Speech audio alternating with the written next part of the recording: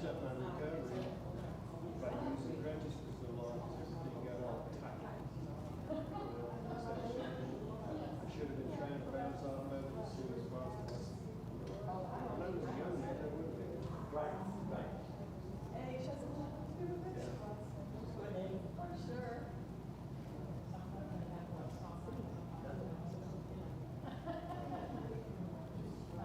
That's probably the hottest I could remember. Sweat.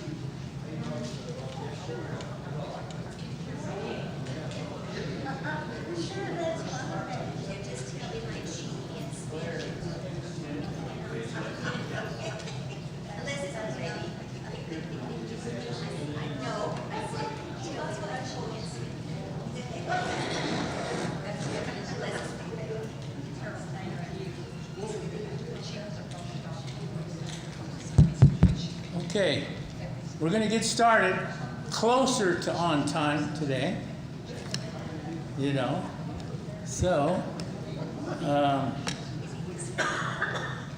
first off, did anybody lose a necklace? One was found in the entryway over here on the floor. Oh, is it yours, Alan?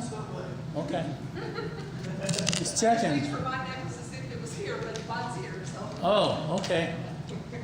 So just checking. Okay. I'm doing the class this morning, as you can probably tell. So, what we're going to do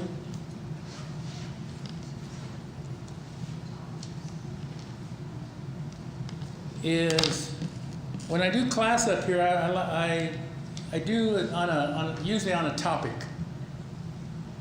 So today's topic is going to be about integrity, which seems to have gone by the wayside nowadays, the last several years. And basically, I got one definition, and I'm sure somebody has another one that's probably better. And I have doing what's right and acceptable before God. Basically, being true to your word. When you give your word about something, do it. Don't just say, "Hey, I'm gonna come over and help you put your fence up. I'll be there at 9 o'clock," and then you kind of forget about it. "Oh, I'm sorry, I just didn't wake up on time today," or "I'm tired." You know, if you say you're going to do something, do it. You know. Does anyone else have probably a better definition than what I just gave? No? So mine's perfect? Okay, good. The honeydew list. Oh, well, you can tear that up. Okay. Yeah, like I said, basically, if you're gonna say you're gonna do something, do it.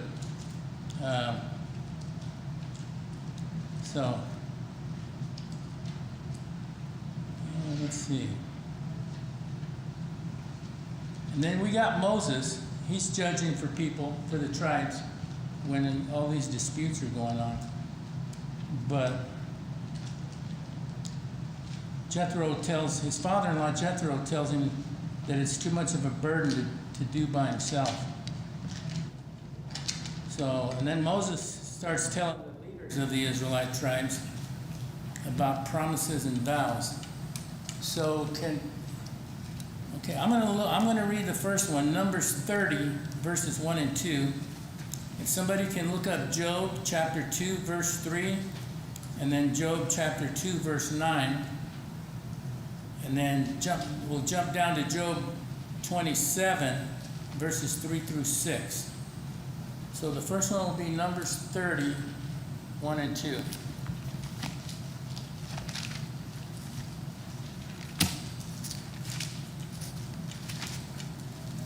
Okay. And this Bible it's got 4 of the major translations. So it'll pretty much cover what everybody has. So Numbers 30, verses 1 and 2. Moses said to the heads of the tribes of Israel, "This is what the Lord commands. When a man makes a vow to the Lord or takes an oath to obligate himself by a pledge, he must not break his word, but must do everything he says." So that kind of goes with what my opening, with what I started with.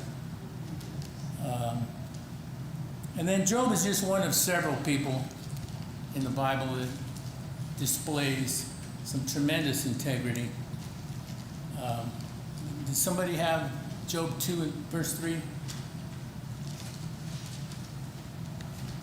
And the Lord said unto Satan, From whence comest thou? And Satan answered the Lord and said, From going to and fro in the earth, walking up and down.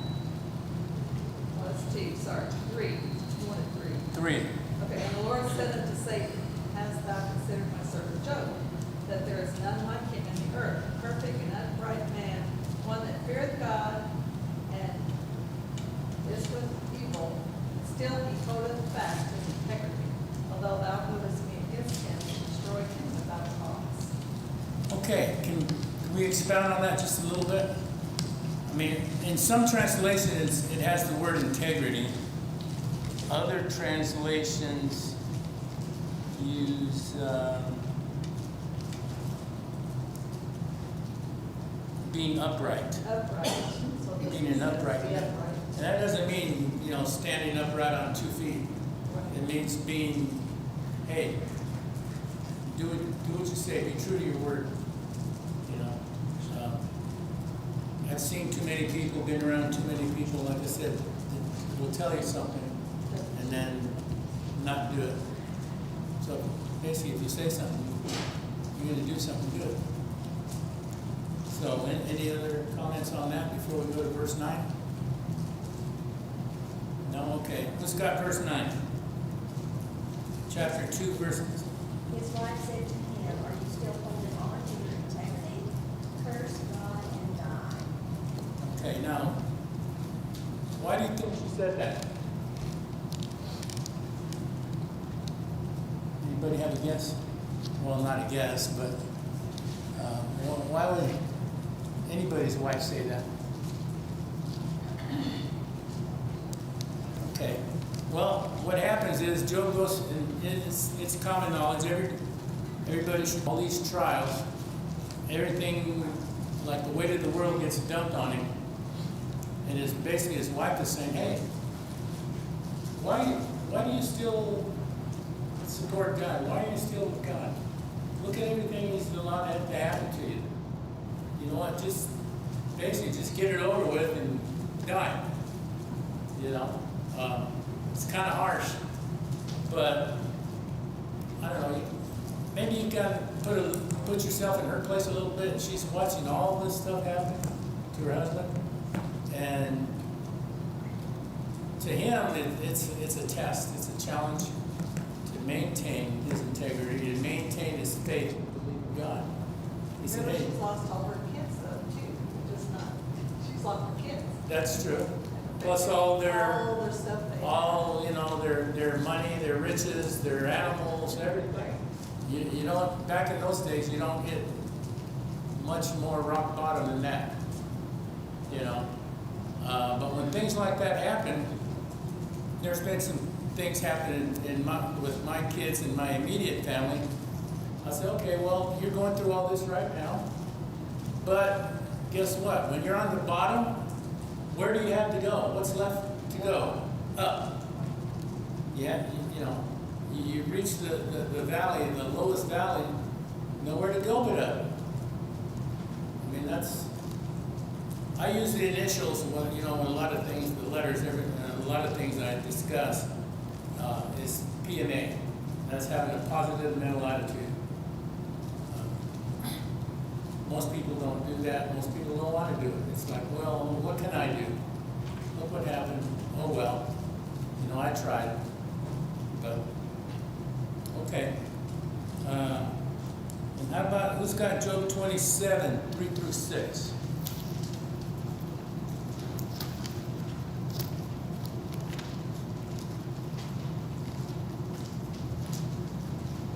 Okay. And this is still Job. "For as long as life is in me and the breath of God is in my nostrils, my lips certainly will not speak unjustly, nor will my tongue mutter deceit. Far be it from me that I should declare you right till I die. I will not put away my integrity from me. I hold fast my righteousness and will not let it go. My heart does not reproach in any of my days."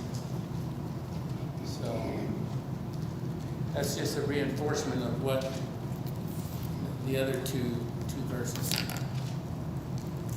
Okay. And then if somebody can look up Psalms 7, verse 8, and then Psalms 15, verses 1 through 5. Psalms 7, verse 8. "The Lord judges the peoples. Judge me, O Lord, according to your righteousness, according to the integrity that is in you."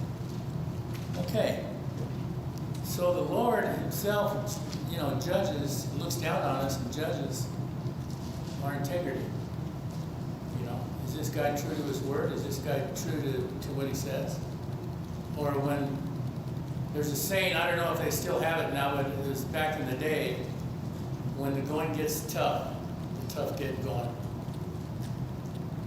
Some people say when the going gets tough, quit. See? Huh? Give up. Give up. It's a lot easier to quit and say, throw your hands up and, okay, woe is me. I call it the Eeyore syndrome. For those who know who Eeyore is, it's like he's always walking around with a cloud over his head. You know, woe is me, woe is me. What else is going to happen? You know. So not only are you judged by the people around you, the Lord is going to judge you as well. So who has 15:5? O Lord, who shall sojourn in your tent? Who shall dwell in your holy hill? He who walks blamelessly and does what is right and speaks truth in his heart, who does not slander with his tongue and does no evil to his neighbor, nor takes up a reproach against his friend, in whose eyes a vile person is despised, but who honors those who fear the Lord, who swears to his own hurt and does not change, who does not put out his money at interest and does not take a bribe against the innocent. He who does these things shall never be moved. Okay. Any comment on that one?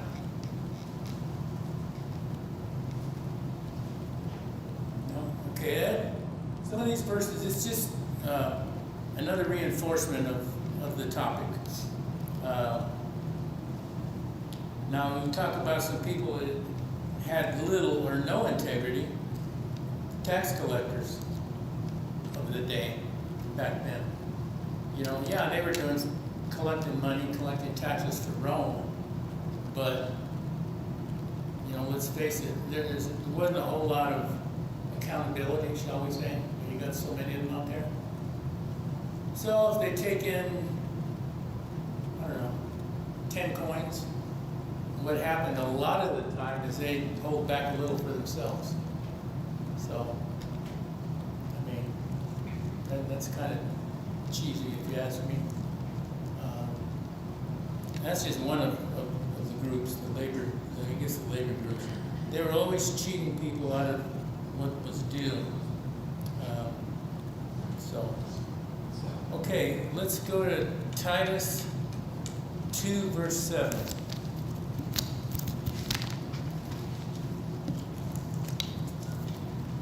And somebody want to read that? Titus chapter 2, verse 7.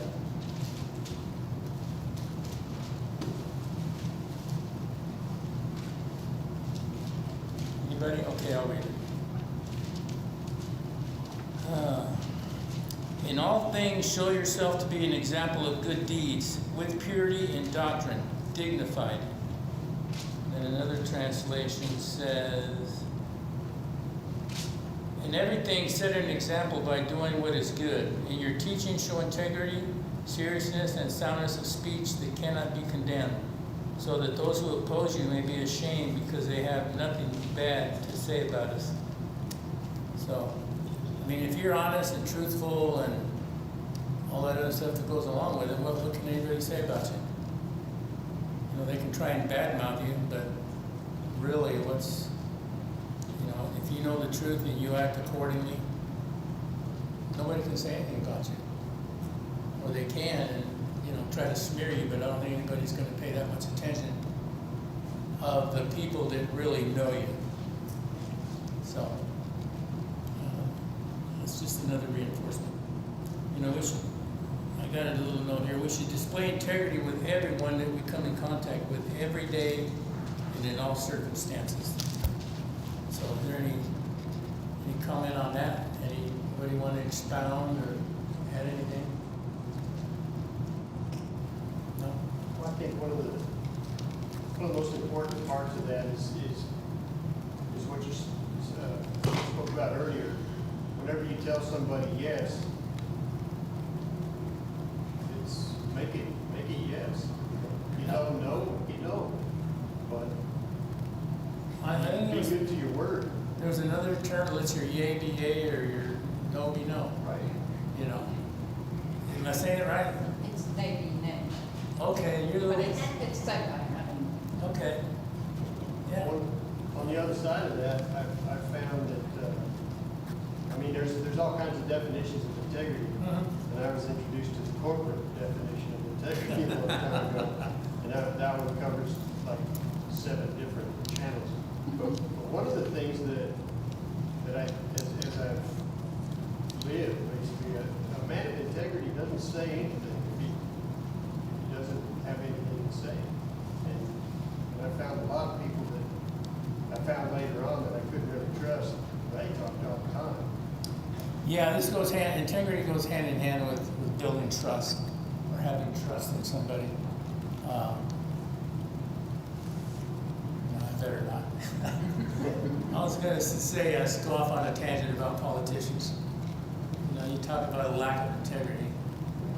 You know, they'll tell this group something, and then they'll tell this group something, and then tell this group something else what they want to hear.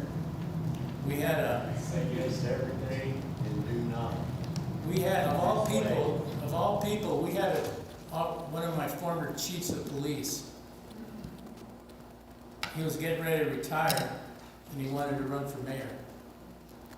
And I've heard him do it personally more than once. He'll go to a meeting, a neighborhood meeting, or some kind of collection of people, tell them A, B, C, and D. Later on, or another day, he'll go to this other group and then totally contradict what he said to this group. Yeah, I'm going to do this for you. Let's, A, B, C over here. But, and it's just to get votes. Yeah, but he's not gonna do nothing. Because he's not going to do, he did very little what he said he was going to do. For either one of them. He said he was going to help the police and fire departments. He ran our department for several years. And we could not trust that guy from Adam, He would try to mention a couple things to me a couple times. I said, you know what? I said, I've heard you say this to this guys and this to these guys. You do the opposite. And, I don't trust that you're telling the truth anymore. And by then he was already the mayor. But, you know what? It is what it is. I don't have any qualms about letting them know how I feel about it. I mean, what's he gonna do, fire me? I said, well, if you fire me, you do me a favor. Okay. Can somebody grab Romans 12:17 and then 12:21? And that talks about being honorable, which is basically along the same topic that we've been talking about. In Romans 12:17, Repay no one evil for evil, but give thought to what is honorable in the sight of all. okay, which translation is that? The New English. Okay. You want the new standard? I got the American Standard. Yeah, go ahead, Kevin. Do not repay anyone evil for evil. Be careful to do what is right in the eyes of everyone. Okay. So that's just a reinforcement of everything else we've been talking about. Then we can jump down to verse 21.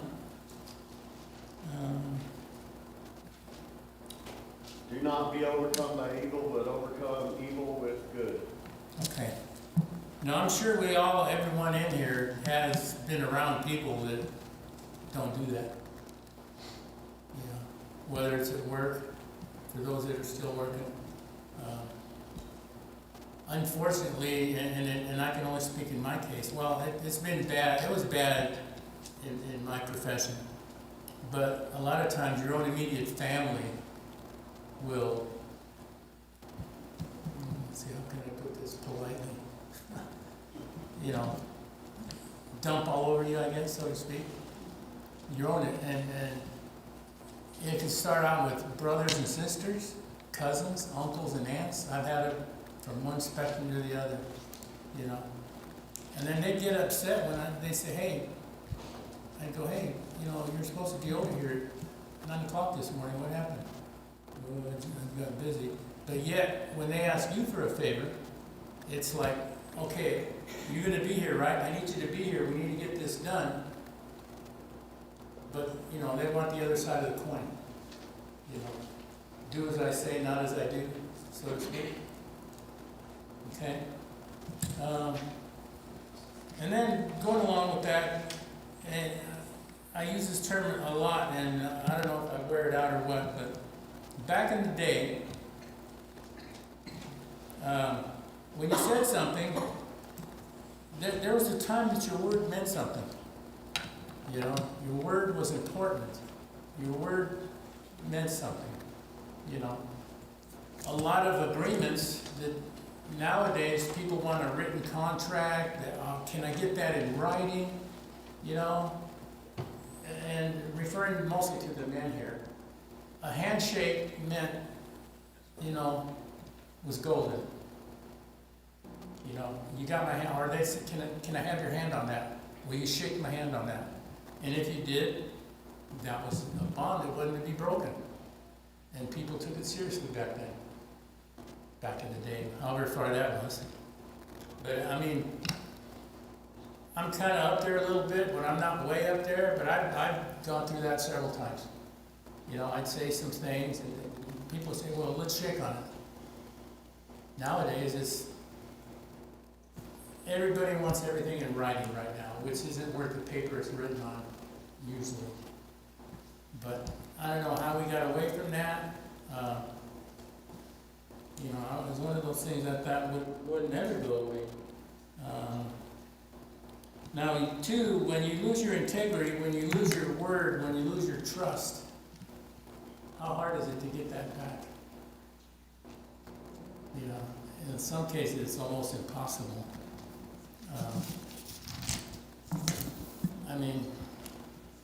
I'm sure everybody can give some kind of an example on stuff like that. And then we should be teaching our children, and children should learn about honesty and trust and everything in the household. But I found out over my life and my career, majority of people,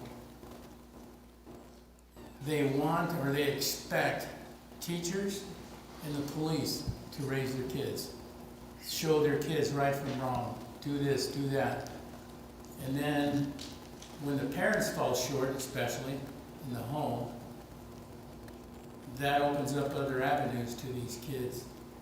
And then people like me have to deal with them when they're 12, 13, 14 years old, Most of the time, Dad's not in the picture, but even when he is, it's left almost always to the mom to go ahead and do the discipline, respond to questions, yes or no. Can I go to the movies? Can I do this? Can I go hang out with little Billy? Well, yeah, go ahead. No, you can't. And very rare, it's gotten bad where the dads really don't want any involvement at all. And then when they do get involved, it's, I've had it where I've talked with 8, 9-year-old kids that get drilled into their minds by the schools, the teachers, and some of their counselors. Hey, when Dad has to correct you at home, and he either gives you a swat or raises his voice so you can understand, hey, I really mean this. A lot of the kids will run to their counselor or teachers and say, hey, my dad yelled at me. Really? Well, that's child abuse. I go, wait a minute. That's not child abuse. A parent has a right to discipline their children. Just don't go overboard. I would tell people, yeah, well, they tell me I can't even spank my kids anymore. Well, you know what? You go ahead and spank them. There's a difference between discipline and whipping your kid than beating them with a belt buckle or, hey, go get me a switch and beat them till they bleed, And I would tell some of these parents and kids, especially the houses I'd be going to repeatedly, you go ahead and whip your kid. And if anybody says anything, if it's me that comes back out here again, nothing's going to happen. I might whip him right after you. You know, really? Can you do that? You know, but I mean, there's so much stuff that we've just gotten away from. You know, and I'm sure I'm not the only one that sees it. So let's go back to Proverbs 20, verse 7. And that reads, and this is American Standard. A righteous man who walks in his integrity, how blessed are his sons after him. So, and it usually gets down to the fathers, you know. Nowadays, unfortunately, it's a single mom, because dad doesn't want to be bothered with anything. Like I said, even if he is in the home, you know, the child asks something, go ask your mom, see what your mom says. You know, if it's okay with your mom, it's okay with me. But, you know, we're the ones, the dads are the ones really that should be vocal, should be visible, should be doing the discipline and the rewards, you know.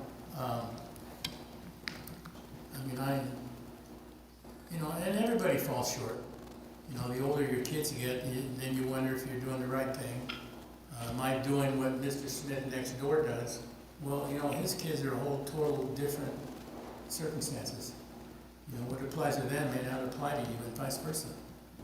But, I mean, is that wrong? Is that, you know, the mothers are there, I see, to nurture the children, take care of them, feed them. And the dads are there to work, do the work, provide the income, the home, and all that other stuff. But like I said, we've gotten away from so much of that. And I mean, I'm going to go out on a limb and say it's going to be darn near impossible to get that back if it's not already there. You know, I've told people that, and generally the issues come up when the kids are, you know, 9, 10, 11, 12 years old. And I can see what the problem is. The kids run the house. The child runs the house. And I would tell them, I said, you know, as much as it bothers me to say this, I said, I cannot come here in the 10 or 15 minutes that I have to give you and fix something that took you 10 years to create. And they don't want to hear that. They don't want to hear that. Well, can't you lock him up for a little while? I go, for what? For doing, you know, what you failed to do? I mean, it's kind of harsh, but parents don't like to hear it when I tell them, I go, hey, you created this problem. You know, it's up to you to fix it. First off, your kids don't respect you. You know, what have you done during all this time to get them to be like that? It didn't happen overnight. It's not going to get fixed overnight. But when that happens and you try to correct them or try to reinforce something else, the groundwork's already been laid for the detrimental issues. Really hard to fix. But I've seen it in a couple instances, but not very often. Okay? Basically, we need to be the example to our kids. And we are, whether you realize it or not, whether it's good or bad. They see. That's like telling, you know, your 10-year-old son, you know, I don't want you smoking. Catch him smoking a cigarette. I don't want you smoking. And yet, he sees you, you know, going through a pack a day, you know. Or I don't want you drinking. Yet he sees you, after every meal, have 2 or 3 beers. Or when the game's on, go through a 6-pack or whatever. You know, they make 6-packs anymore. It's a 12-pack now, isn't it? It used to be a 6-pack. But anyway, you know, like do as I say, not as I do. But be that example. And here's a good one that we can go to is Proverbs 28:6, along that line. Can you get that, Alan? Please? Proverbs 28:6. Better is a poor man who walks in his integrity than a rich man who is crooked in his ways. Thank you, Alan. Sure. Oh, you said you or not? Oh, I'm sorry. That's okay, as long as somebody read I thought you it. said Albert. Okay, fine. Good work, right? Well, the American Standard Version that I have here, it says, It says, better is the poor who walks in his integrity than he who is crooked, though he be rich. You know, like the tax collectors. You know? I mean, there's all kind of people, celebrities mostly, athletes, a tremendous amount of money, way overpaid, I think, for what they do. But big majority of them, their lives, when you look into it a little bit, their lives are miserable. You know, I mean, it's here. You should have basically the world in your hand. You're way up here on top of the world, but underneath, what people don't see, the facade, is they're in terrible shape. You know, and also as well, no matter how much you accumulate, whether it's money or things or material things, you're not going to take it with you. You know, you're not going to take it with you. Then people get concerned. Oh, is somebody going to break in and steal this? Oh, are they going to take off with my new Mercedes? I got my boat that I park outside. I got to worry that somebody's going to tow it off. You know, their mind is set on the wrong things. You know, but that explains it pretty well. Better to be poor and honest than rich and dishonest.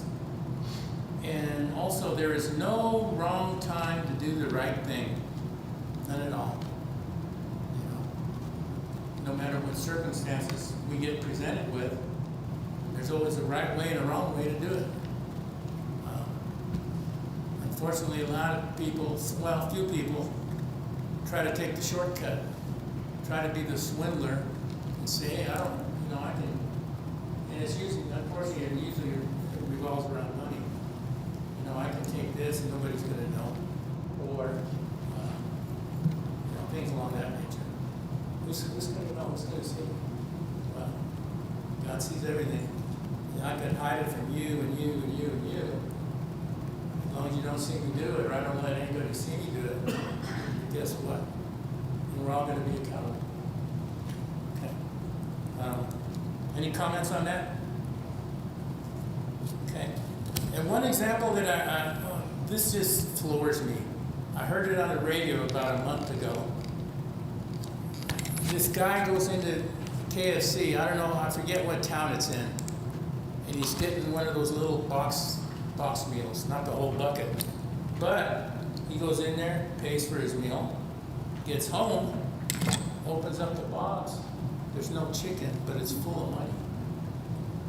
The guy that was working there, that's where he would put the money, thinking maybe it was safer than a strong box, or thinking somebody may come in and rip him off. So he said, I'll just put it in one of these little boxes and set it here with the other ones and nobody's going to know. So this guy gets home and he's got hundreds, if not thousands of dollars in this little box. So he thinks about it. His mind wanders a little bit. He says, man, I could get this with this money. I could buy this and I could do that. But after a really short time, guess what? He took the box back. Took it back. How easy would it have been to keep that? Nobody would have known. Nobody would have known except even God. But and I gotta tout my own daughter a little bit. When she was about 9 or 10 years old, she wanted to get something. Well, it used to be called Longs, but it's CVS now. So she goes in there. She wanted to be the big girl and do it by herself. I said, okay. So I'm kind of standing off to the side, and she's going through the register. Made a small purchase, and she paid with the $20 bill that I gave her. So, okay, 1 or 2 little trinkets. But the guy gives her change for a 50. And she looks at it, and the guy's counting it to her, and then she stands there, and then the guy says, well, is something wrong? She goes, yeah, you gave me the wrong change. No, I didn't. I gave you the correct change. No, and they went back and forth 2 or 3 times. No, you gave me, she didn't say you gave me too much. She said you gave me the wrong change.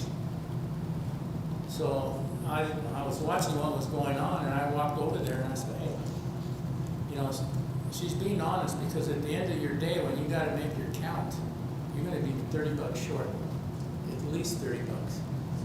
So, come here. So we counted it all back out, compared that to the receipt of the item that she bought, and he goes, wow, yeah, I did give you way too much. So, and that kind of made me feel good, you know, that she's honest enough to do that. You know, whether she'd do it now, I don't know, but no, she would. She would. But like the guy with the example with the KFC box, I mean, it would have been super easy to just keep it. Like I said, nobody would know. Then I'm going to pick on myself and go in my career field, where, to me at least, integrity is very important. I mean, once your integrity is gone, your honesty is gone, people trust in you, and that's gone, it's almost impossible to get it back. Darn near impossible, especially if you're a policeman. You know, people depend on you, they look up to you. You know, it's just terrible. And I'll pick on my own profession, but I'm sure there's other workplaces that can say the same thing. You know, just like I had one coworker, I'm not going to call him a friend, he was a coworker. We were involved in the same case. So he goes up and testifies first before I do.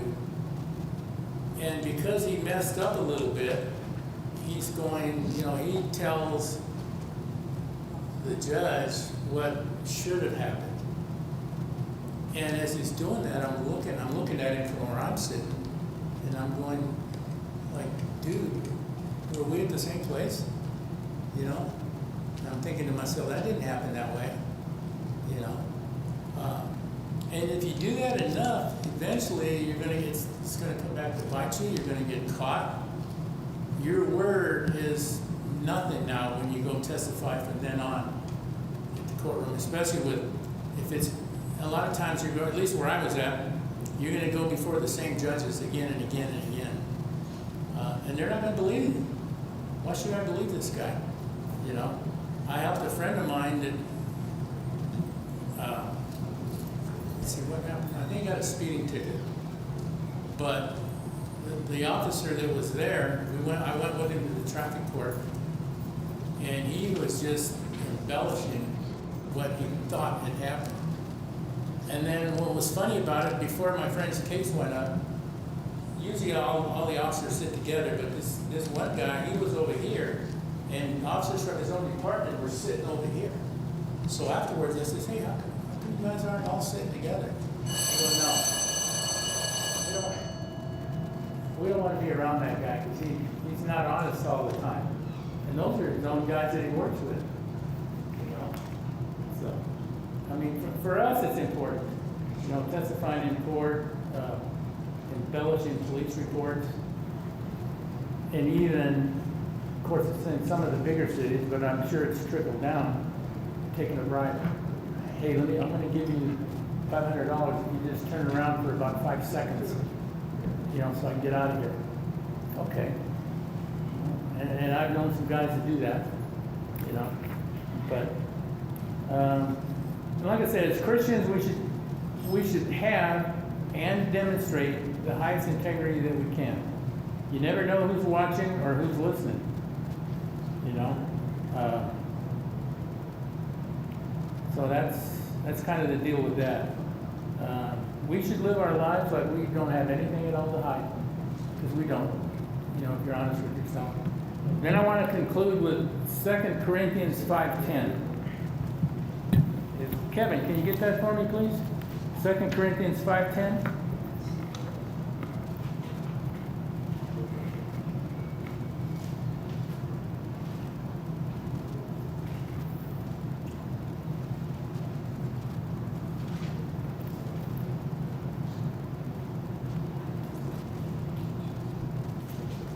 Find it?